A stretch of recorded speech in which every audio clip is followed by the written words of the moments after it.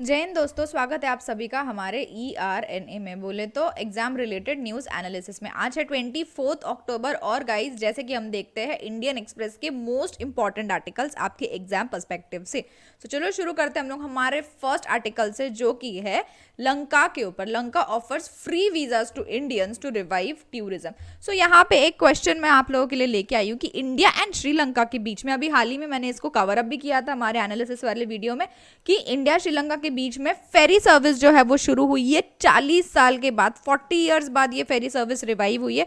सो आपने बताना है कि ये फेरी सर्विस इंडिया के मतलब किस स्टेट से शुरू हुई है एंड श्रीलंका में कहाँ पे ये कनेक्ट करती है। ओके, मतलब स्टार्ट टू डेस्टिनेशन आपने नाम बताना है। वीडियो के एंड में मैं आपको बताऊंगी कि ये फेरी सर्विस का नाम क्या है एंड कहाँ से कहाँ तक ये फेरी सर्विस रहेगी। सो चलो देखते हैं आज की न्यूज़ को हम लोग। Lanka offers free visas to India to revive tourism. चलो श्रीलंका चले। क्यों? क्योंकि फ्री वीजाज दिए जा रहे हैं। अब क्वेश्चन मार्क यहाँ पे ये उठता है कि फ्री वीजाज क्यों दे रहे हैं। तो श्रीलंका के जो FM है, बोले तो फॉरेन मिनिस्टर अली सबरी, उन्होंने क्या बोला है कि फ्री वीजाज देंगे as a part of pilot program. इन्होंने लॉन्च किया एक पायलट प्रोग्राम जिसके तहत 31 मार्च 2024 तक उनको 5 मिलियन अराइवल्स चाहिए अपनी कंट्री में। किस लिए चाहिए 5 million arrivals? In order to boost tourism, right, in order to boost tourism इसलिए चाहिए। एंड हमारा भारत, हमारा जो इंडिया है, it is top inbound tourism market followed by China. तो सबसे पहले हमारा इंडिया आता है, उसके बाद आता है चाइना। अगर हम टूरिज्म की बात करते हैं, इन बाउंड टूरिज्म की, आपको बता दूं कि दिस वेरी ईयर इंडिया से 2,310 अराइवल्स हुए थे श्रीलंका में। Okay, which is the highest, and followed by Russia, वहां से 1,32,300 अराइवल्स हुए थे। अगर मैं सिर्फ और सिर्फ सितंबर मंथ की बात करूं, इस सितंबर महीने की 2023 के, सो इंडिया से नियरली 30 के विजिटर्स थे, मेकिंग 26% ऑफ अराइवल्स। मतलब जितने अराइवल्स हो रहे हैं श्रीलंका में, उसमें से 26% अराइवल्स इंडियंस के हैं। And followed by China 8,000 arrivals. Okay, so guys यहाँ पे बात करने की सबसे इंपॉर्टेंट चीज ये है कि हम श्रीलंका के बारे में बात करें तो टूरिज्म इंडस्ट्री के बारे में क्यों बात करें, क्योंकि वहां से श्रीलंका को रेवेन्यू है। सो चलो थोड़ा सा पीछे चलते और देखते इसकी थोड़ी सी कथा कहानी, हिस्ट्री, बैकग्राउंड। ओके, चलते हैं 2019 में। देखो श्रीलंका तो हम सभी को पता है कि कितनी सुंदर एंड टूरिज्म के लिए कितनी फेमस कंट्री है, राइट। ऑल साइड से वाटर से कवर्ड एक आइलैंड कंट्री है जो हमारे इंडियन सब कॉन्टिनेंट का हिस्सा है, उसी में आती है। हम इंडिया के मैप में भी श्रीलंका को दिखाते हैं कि नहीं, इंडिया के किसी भी मैप में आपको श्रीलंका दिखेगी। क्यों दिखेगी, उसके ऊपर मैंने एक वीडियो बनाया जो आपको यहाँ पे ऊपर आई आइकन में मिल जाएगा। सो आते हैं रिटर्न। सो 2019 की बात हो रही है यहाँ पे। 2019 में क्या हुआ ना, ये जो टूरिज्म इंडस्ट्री ऐसे चल रही थी ना श्रीलंका की, वो थोड़ी सी ना ऐसे ग्राफ जो है ना उसका नीचे आना शुरू हो गया। नीचे तो आना शुरू हो गया 2019 से, लेकिन 2020 में, यानी कि कोविड, जिस टाइम पे कोविड पैंडेमिक आया, उस टाइम पे तो ये जो ग्राफ है ये ठप ही हो गया, राइट, जिसकी वजह से उनके इकोनॉमी के ऊपर काफ़ी ज़्यादा इफेक्ट पड़ा। इनफैक्ट जून 2022 में प्राइम मिनिस्टर रेनिल विक्रमसिंघे ने ये तक कह दिया पार्लियामेंट ने कि उनकी इकोनॉमी कोलैप्स हो चुकी है ड्यू टू, क्यों कोलैप्स हुई है, क्योंकि दे वर अनएबल टू पे फॉर दर असेंशियल्स। आपने देखा रहेगा उस टाइम पे न्यूज़ में कि जो असेंशियल्स है, जैसे ऑयल्स है, फ्यूल्स है, फूड प्रोडक्ट्स है, उसकी पेमेंट के लिए उनके पास पैसे नहीं बचे थे। इतनी ज़्यादा इकोनॉमी जो है वो डाउन नहीं गई थी, कोलैप्स हो चुकी थी। दोनों में अंतर है। लेकिन अभी जो श्रीलंका के प्रेसिडेंट है विक्रमसिंघे, आज के डेट में प्रेसिडेंट है, एंड उन्होंने बोला कि अब हम क्या करें, हम हमारी कंट्री को आगे लेके जा रहे हैं and we are promoting making a area of borderless. कौन सा एरिया बनाना चाहते हैं वो? Borderless tourism.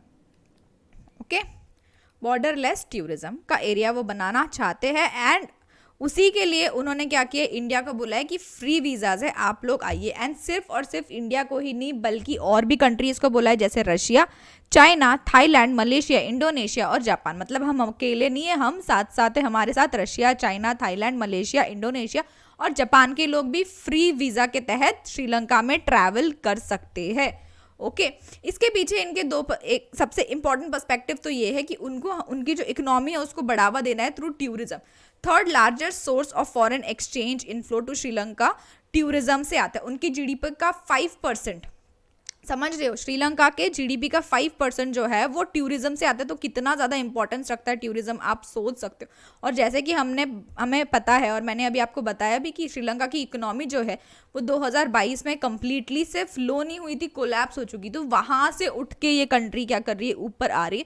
और आपको बिलीव नहीं होगा कि अभी 2023 में इन्होंने $1.3 बिलियन जो है वो टूरिज्म से कमाए इन फर्स्ट 8 मंथ्स ऑफ 2023 के पहले 8 महीने के अंदर अंदर 1.3 बिलियन का इनकम इन्होंने किया है थ्रू टूरिज्म। ओके, सो इस हिसाब से आप सोच सकते हो कि टूरिज्म कितना ज़्यादा इंपॉर्टेंट है, इंडिया श्रीलंका की टाइज कितनी ज़्यादा इंपॉर्टेंट है। फाइन, सो चलो, आई होप ये आर्टिकल आपको समझ में आया होगा। अगर कोई भी डाउट है तो आप नीचे मुझे कमेंट करके पूछ सकते हो। चलते हम हमारे नेक्स्ट आर्टिकल की तरफ गाइस। गुस्सा अटक तो यार।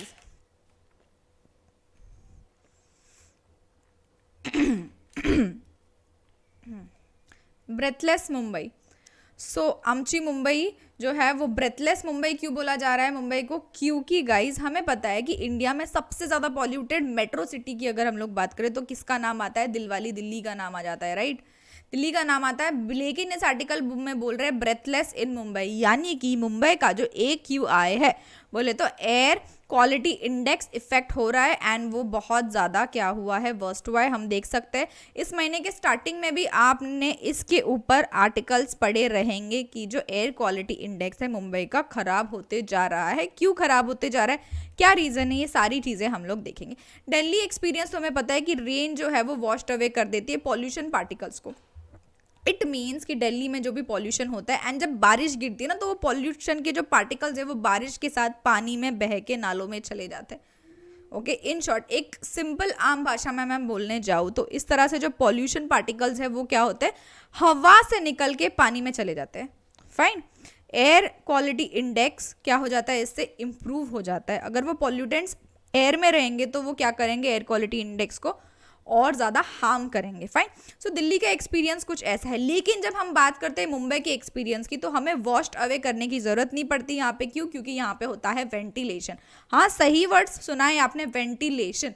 अब ये मुंबई का वेंटिलेशन कैसे होगा, कोई रूम थोड़ी है कि एक हम लोगों ने वेंटिलेटर बना दिया और उधर से वेंटिलेशन हो रहा है। लेकिन नहीं भैया, क्योंकि मुंबई कोस्टल सिटी है तो वेंटिलेशन होता है। और वो वेंटिलेशन कौन करता है, हमारा एटमॉस्फियर। किस तरह से करता है ये हम लोग समझेंगे ज्योग्राफिकल तरह से। आपको बता दूं कि लास्ट ईयर मुंबई ने विटनेस किया था record breaking particulate pollution. Last year record breaking particulate pollution को महसूस किया था। क्यों, largely because of La Nina. पिछले साल ला नीना था ना, इस साल क्या है, इस साल एल नीनो है। इस साल एल नीनो है इसलिए तो बारिश कम है, पिछले साल ला नीना था। तो उस वजह से विटनेस किया था बहुत ज़्यादा पर्टिकुलर पॉल्यूशन। ओके, एंड ये किस वजह से हो रहा था, क्योंकि अब normal drop of surface temperature in Pacific Ocean. Pacific Ocean में टेम्परेचर, सरफेस टेम्परेचर जो ड्रॉप हुआ उसका इफेक्ट हमारे इधर भी हुआ through the coastal winds that surrounds Mumbai and that was really scary. वो बहुत ज़्यादा स्कैरी था। Any wind reversal from across the Arabian Sea, वो हर 2-3 दिन में कोई ना कोई अरेबियन सी से विंड रिवर्सल होता था और ये वेंटिलेशन होता था। लेकिन because of El Nino, La Nina effect and all, ये चीज़ें नहीं हो पा रही थी, जिस वजह से हम बोल रहे थे कि मुंबई में पॉल्यूशन का जो लेवल है वो बढ़ता जा रहा है। सिंपली अगर मैं आपको बताऊँ तो emission was not cleaned up. Emission जो था ना सिटी का वो क्लीन अप नहीं हुआ था। इसके लिए एयर का क्वालिटी क्या हो गया, वर्स्ट हो गया। जैसे आप लोग सोच सकते हो, अभी एयर में तो हम लोग क्लीन अनक्लीन कैसे समझे, लेकिन पानी में, वाटर में तो हम समझ सकते हैं ना। आपने देखा रहेगा, फिल्टर्स देखे रहेंगे, उसमें कुछ लेवल्स होते हैं, राइट, कि इस तरह से फिल्टर जो है वो पानी छानेगा, इस तरह से पर्टिकुलर मटेरियल जो है वो निकालेगा, राइट। छन्ना होता है, बहुत सारे चीज़ें होती है, सेडिमेंट क्लेरिफिकेशन होता है, कार्बन फिल्टर्स होते हैं, राइट। सो पानी को तो हम बहुत इजीली समझ सकते हैं। क्यों, क्योंकि हम उसको देख सकते हैं, राइट। हम पानी के अंतर को देख सकते हैं, लेकिन हवा के अंतर को आप देख नहीं सकते हो, आप महसूस कर सकते हो, राइट। इसीलिए हमारी जो हवा है ना वो भी क्या करता है, वो भी क्लीन होती है, वो भी क्लीन होती है। बट इस साल वो क्लीन नहीं हो पाई, simply because of the emission it was not cleaned up and city experienced worst air of the decade. पिछले 10 साल में सबसे ज़्यादा वर्स्ट एक्सपीरियंस हुआ था बिकॉज ऑफ दिस थिंग। इस साल तो हमको पता है कि ला नीनो, इस साल तो हमें पता है कि ला नीनो तो चला गया है, राइट। इस साल एल नीनो है, ला नीनो तो नहीं है, but because of delayed monsoon return, monsoon जो है वो डीलेड हो गया, वो बहुत ज़्यादा क्रूशियल रोल प्ले करता है मुंबई के एयर क्वालिटी में। अगर मॉनसून धीरे से मतलब लेट से विड्रॉ होता है तो वो एंटी साइक्लोनिक सर्कुलेशन जो राइट अबाउ मुंबई है ना और उसके सराउंडिंग रीजन्स को इफेक्ट करता है, एंड उसी वजह से जो वेंटिलेशन है, जो नेचुरल वेंटिलेशन है, वो नहीं हो पाया है। इसी वजह से हम बोलते हैं कि क्या प्रॉब्लम हो रही है मुंबई में, एयर क्वालिटी इंडेक्स जो है वो ड्रॉप होते जा रहा है, एंड हवा उतनी ज़्यादा अच्छी नहीं है, हवा में क्या है, पॉल्यूशन है। बट एक चीज़ इधर है, ये जो बैटल है ना, ये बहुत ज़्यादा important battle proof long and difficult, understanding and accepting problems is half solution. अब अगर हम लोग ना आम लोगों को बताएंगे ना कि मुंबई के हवे में प्रॉब्लम है या फिर तो क्लाइमेट चेंज की वजह से ये इफेक्ट हो रहे, तो सबसे पहले तो सब क्या करेंगे, डिनाई करेंगे, राइट, कि अरे ऐसा थोड़ी है, नॉर्मल है, अभी पहले भी ऐसी थी, अब भी ऐसी, थोड़ी गर्मी वर्मी बढ़ गई है, बस उससे ज़्यादा कुछ नहीं है। बट ऐसा नहीं है गाइज, हम जब चीज़ों को अंडरस्टैंड एंड एक्सेप्ट करते हैं ना, जिस पल आप किसी भी प्रॉब्लम को अंडरस्टैंड और एक्सेप्ट करोगे ना, वही के वही आपको जो हाफ सॉल्यूशन है ना किसी भी प्रॉब्लम का, वो वही के वही मिल जाएगा। अगर आज से ही हम इस बारे में सोचना शुरू कर देना तो आधा सॉल्यूशन तो उधर से ही पता चल जाएगा। Acceptance leads to solution, right, denial does not leads to solution, acceptance solution को लीड करती है। तो हमें क्या करना है, डेटा को ओन करना है, देखना है, रिलायबल सोर्सेज समझने हैं, scientific sources, rather than just denying कि अरे ऐसा कुछ नहीं है, अरे ऐसा कुछ नहीं है, ये सब बोल के नहीं होता, ऐसा है, इसको मानो, क्यों है वो समझो, क्या रीजंस है, क्या कर सकते हैं हम लोग जो कंस्ट्रक्शन साइट्स है ना उसको ग्रीन बना सकते हैं, मतलब ग्रीन पेंट नहीं करना है, आजू बाजू झाड़ लगाने हैं ग्रीन ग्रीन कलर के, राइट, ताकि क्या हो सके, जो एयर क्वालिटी है वो इम्प्रूव हो सके, राइट।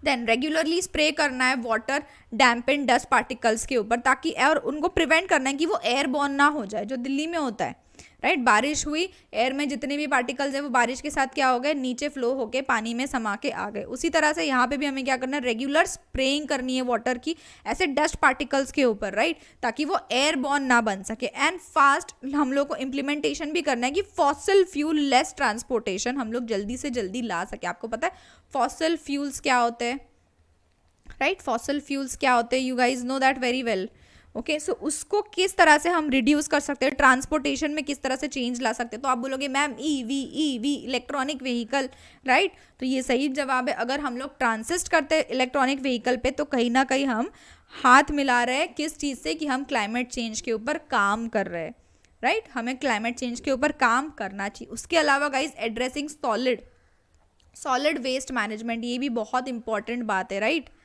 सॉलिड वेस्ट मैनेजमेंट को हम लोग कैसे एड्रेस कर रहे हैं, हम लोग उसके ऊपर क्या सॉल्यूशंस ला रहे हैं। उसी के साथ साथ जो डंपिंग ग्राउंड्स है ना उसको क्लीन करना। सोचो घर का डस्टबिन गंदा हो जाता है तो वो कितना ज़्यादा उससे स्मेल आता है और उसको धोने के लिए कितना ज़्यादा गंदा लगता है कि नहीं। तो सोचो जो डंपिंग ग्राउंड्स है जिधर सबका जाके कचरा डंप होता है वो कितना अनक्लीन रहेगा, उसको भी तो क्लीन करना चाहिए। जैसे हम लोग त्यौहार के टाइम पे घर की साफ सफाई करते हैं, राइट, उसी तरह से जो डंपिंग एरियाज है जहाँ पे सारा गार्बेज डंप होता है उसको भी क्लीन करना ज़रूरी है। क्योंकि ऐसा नहीं है कि वो सिर्फ उसकी एयर वहीं पे रह जाएगी, एयर तो सर्क्यूलेट होती है ना, वही एयर आप दूसरी जगह पे भी महसूस कर सकते हो, वही उस लेवल का पोल्यूशन दूसरी जगह भी हो सकता है। आप ऐसा नहीं सोच सकते हो कि मैं मेरे बैकयार्ड में सांप पालूंगा तो वो सिर्फ मेरे नेबर्स को जाके काटेंगे, वो आपके घर में घुस के आपको भी काट सकते हैं, right, this is the thing. उसके बाद हम लोग को अडॉप्ट करना चाहिए इंडस्ट्रियल टॉक्सिन मैनेजमेंट को इम्प्रूव करना चाहिए, ताकि जो एयर क्वालिटी है वो मीडियम टर्म्स पे आ सके। जो इंडस्ट्रियल पॉल्यूशन है उसको भी कंट्रोल करना चाहिए। See there is one single solution, that is awareness. हमें अवेयर होना पड़ेगा। जैसे कोविड के टाइम पे सारे लोग अवेयर हो गए थे, मास्क पहन रहे, सैनिटाइजर्स यूज़ कर रहे, राइट, सारी चीज़ों को सैनिटाइज कर रहे, 2 गज की दूरी, एंड ये हर एक चीज़ को हम लोग समझ रहे थे, समझने की कोशिश कर रहे थे, टैकल कर रहे थे, right. In the same way हमें अवेयरनेस फैलाना चाहिए about climate change, about pollution, about air pollution, about the way we pollute. हम बोलते हैं कि एक जन से क्या फ़र्क पड़ेगा, बट नहीं, फ़र्क एक जन से ही पड़ता है। अगर मुझे फ़र्क पड़ता है तो मुझे फ़र्क पड़ता है, तभी दूसरों को भी पड़ेगा, राइट। सो आई होप कि आप लोगों को भी फ़र्क पड़ना चाहिए ऑफ दिस पॉल्यूशन, क्योंकि क्लाइमेट चेंज धीरे धीरे करके हमें ही अफेक्ट करेगा। आप देख रहे हो इस साल बारिश कितनी कम हुई है, ड्रॉट लाइक कंडीशंस आ गए महाराष्ट्र के कई रीजन्स में। So that this is a high time कि हम लोग इन सारी चीज़ों को समझे और इसको सीरियसली ले।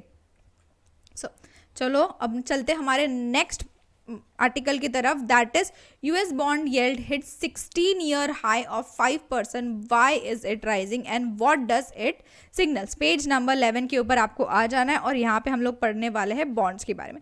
सो guys what are bond yields? Bond एक टाइप का लोन होता है, right, made by investor to borrower और अ कंपनी या किसी इंस्टीट्यूशन को for a fixed period of time, एक ठराविक एक स्पेसिफिक पीरियड ऑफ टाइम के लिए, एंड उस और सिर्फ टाइम के लिए क्यों, स्पेसिफिक पीरियड ऑफ टाइम के लिए, और क्या फायदा होगा उससे, रेगुलर इंटरवल पे क्या आएगा, इंटरेस्ट पेमेंट्स मिलेगी, रिटर्न में क्या मिलेगा, इंटरेस्ट मिलेगा। भाई ऐसे ही थोड़ी इन्वेस्ट कर रहे हैं कुछ साल के लिए, ऐसे ही नहीं कर रहे, उससे इंटरेस्ट आएगा तब करेंगे ना, विदाउट येल्ड विदाउट एनीथिंग थोड़ी कोई इन्वेस्ट करेगा। So that is bond yield. Okay, ये एक बेसिक चीज़ आपको समझ में आ गई बॉन्ड येल्ड क्या होता है। उसके बाद हम कुछ समझते हैं, यहाँ पे देखो, the yield on 10-year government bond in US, the benchmark of asset prices across the globe rose to hit 5.02%। अभी आप देख रहे हो कि यूएस का, राइट, 10-year गवर्नमेंट बॉन्ड, 10 साल का 10-year गवर्नमेंट बॉन्ड को क्या हुआ है, उसको कुछ नहीं हुआ, उसका येल्ड जो है वो बढ़ गया, उसका प्राइस जो है वो बढ़ गया अक्रॉस द ग्लोब, एंड कितना बढ़ा है, 5.02% से बढ़ा है, जो कि हाईएस्ट है 2007 से। सोचो 2007 और अभी चल रहा है 2023, कितना बड़ा जंप है ये। 2007 के बाद इतना ज़्यादा बड़ा 2023 में ही है अभी, जबकि ये 5.02% बढ़ा था और फिर थोड़ा सा नीचे आके, ज़्यादा नीचे नहीं आया, उतना मत डरो, 4.85% पे आ गया है इन द डे, राइट। सो इसने क्या मचा दी है, हाहाकार मचा दिया है। फाइन, ये तो होगी यूएस की बात। अब आ जाते हैं हमारे इंडिया की बात पे। In India yield on 10-year government bond is already at 7.38%। हमारे पास तो भैया ऑलरेडी 3.8% तो दे रहे हैं, right, rise on 24 basic points in last 1 month। Fine, तो ये सारी चीज़ें आप लोग एक बार पढ़ो इकोनॉमी के पर्सपेक्टिव से। इस आर्टिकल में अगर कोई भी प्रॉब्लम हो तो आप मुझे पूछ सकते हो। सिंपल आर्टिकल है बॉन्ड्स के ऊपर, बॉन्ड क्या होता है, यील्ड क्या होता है, राइट, बॉन्ड इन्वेस्टर्स पे कैसा इम्पैक्ट करता है, उसके बाद बॉन्ड्स कब मैच्योर होता है, कौन इसको परचेस करते हैं, किस मार्केट में इन बॉन्ड्स को रिलीज किया जाता है, क्या ये बॉन्ड रीसेलेबल है, किस में हम लोग इसको रीसेल कर सकते हैं, ये सारी चीज़ें आप लोग यहाँ पे देख सकते हो, right. Sell bonds in secondary market move in the opposite direction to the yields. So यहाँ पे आपको क्या देखना है, इकोनॉमी के पर्सपेक्टिव से इस चीज़ को समझना है। ओके, सो चलो चलते हम लोग आगे हमारे नेक्स्ट आर्टिकल की तरफ गाइस, जो कि है India to outpace Japan to become second largest economy by 2030। ये मैं क्या सुन रही हूँ, हम लोग जापान को सरपास करने वाले, यस 2030 तक, वो भी बाप रे कैसे करेंगे, चलो देखते क्या हो रहा है। India's gross domestic product is expected to rise $7.3 trillion by 2030। मतलब $7.3 trillion हो जाएगा भैया 2030 तक, and it will surpass Japan to become second largest economy in Asia Pacific region. Asia Pacific region जो है उसमें हम सेकेंड लार्जेस्ट इकोनॉमी बन जाएंगे जापान को सरपास करते हुए। ये बहुत ज़्यादा बड़ी बात है, आप लोगों को भी पता है कितनी बड़ी बात है ये। S&P global market intelligence set, उन्होंने ये सारी चीज़ें बताया। सो चलो नेक्स्ट इंपॉर्टेंट चीज़ क्या है, by 2030 India's GDP is also forecast to surpass Germany। Germany को भी सरपास कर लेंगे at the end of 2022। The size of Indian GDP has already become larger than the GDP of UK। ये तो हमको पता था, UK से लार्जेस्ट हमारी GDP बन गई है, ये तो हमको पता चल गया था, राइट। लेकिन अब जापान से भी ज़्यादा होने वाली 2030 के बाद। बट यहाँ पे हमें कुछ चीज़ें समझनी होंगी। India's nominal GDP measures in USD term is forecast to rise 3.5 trillion in 2022। ये सारी चीज़ें तो ठीक है, बट ये हो कैसे रहा है, राइट, ये हो कैसे रहा है, कैसे हमारी GDP इतनी ज़्यादा इंक्रीज कैसे हो जाएगी, $7.3 ट्रिलियन कैसे हो जाएगी। So the acceleration of foreign direct investment, FDI inflows to India, FDI inflows FDI inflows जो इंडिया में आ रही है ना, वो पास्ट डिकेड्स में बहुत ज़्यादा इंक्रीज हुई है, ये हम लोग देख सकते हैं। वो रिफ्लेक्ट कर रही है लॉन्ग टर्म ग्रोथ के ऊपर, right, in terms of Indian economy. जैसे यूथफुल डेमोक्रेसी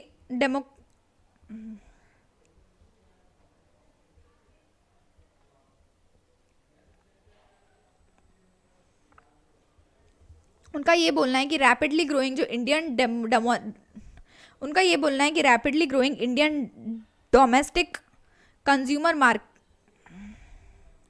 ऐसा कहा जा रहा है कि rapidly growing Indian domestic consumer market as well as large scale industry have made the country an increasingly important investment destination. Okay, जैसे कि ये इंक्लूड करता है हमारे मैन्युफैक्चरिंग को, इंफ्रास्ट्रक्चर को, सर्विसेज को, राइट, एंड डिजिटल ट्रांसफॉर्मेशन को of India is currently underway, जैसे कि growth of e commerce, changing retail consumer market landscape over the next decade, ये सारी चीजें गाइस। फाइन, जिस तरह से हम लोग देख रहे हैं ना, ये एक बहुत ही ज़्यादा इंपॉर्टेंट पॉइंट है जिसको आप लोग यहाँ पर रिलेट भी कर पाओगे। But 2030 1.1 billion Indians will have internet access, जो हमने एस्टिमेट किया था कि 500 मिलियन को ही मिलेगा या 500 मिलियन इंटरनेट यूजर्स ही हम लोग दे पाएंगे। बट 2030 तक 1.1 बिलियन इंडियंस जो है उनके पास इंटरनेट का एक्सेस आ जाएगा। एंड ये सब क्यों हो रहा है? Due to the rapid growth of e commerce and the shift to 4G and 5G smartphone technology. आजकल आप पूछते हो ना तेरा फोन 4G का है, भाई मेरा तो 5G वाला है, राइट। सो ये क्या करेगा? In short, home grown unicorns को बूस्ट करेगा। अब ये होम ग्रोन यूनिकॉर्न्स का क्या मतलब है मैम? मतलब ऑनलाइन ई कॉमर्स प्लेटफॉर्म्स हो गए, जैसे कि लॉजिस्टिक स्टार्टअप, डिलीवरी, ये आपने नाम भी सुना होगा, फास्ट ग्रोइंग ऑनलाइन ग्रोसर जैसे बिग बास्केट, सुना है ना नाम, then whose e-sales have surged during the pandemic। तो ये सारी चीज़ों को क्या करेगा? हमारी कंट्री में यूनिकॉर्न्स को डेवलप करेगा। क्या क्यों किस तरह से डेवलप करेगा? बिकॉज ऑफ इंटरनेट एक्सेस से। क्यों? क्योंकि लोगों के पास भी इंटरनेट एक्सेस आएगा ना, सिर्फ यूनिकॉर्न कंपनीज के पास थोड़ी आएगा, लोगों के पास भी आएगा, मार्केट और बड़ा होगा और पहुंच ज़्यादा हो जाएंगी मार्केट की, right.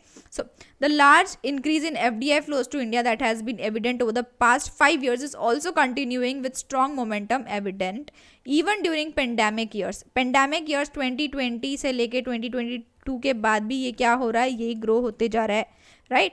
India strong FDI inflows have been boosted by large inflows of investment and from global MNC such as Google, Facebook, ये सब भी क्या कर रहे हैं? FDI इधर लेके आ रहे हैं। India large and fastest growing domestic consumer market है and as well as a strong upturn in foreign direct investment. So ये बहुत ज़्यादा इंपॉर्टेंट है। हम लोग बोल रहे हैं ना कि इकोनॉमी कैसे ग्रो होगी, GDP इतनी कैसे ग्रो होगी, राइट, किस तरह से ग्रो होगी? तो FDIs जो आ रहे हैं उस वजह से ग्रो होगी, यूनिकॉर्न कंपनीज जो हो रही है उस वजह से ग्रो हो रही है, हम सबसे बड़ा मार्केट है उस वजह से ग्रो हो रही है। सो बहुत सारी चीज़ें हैं।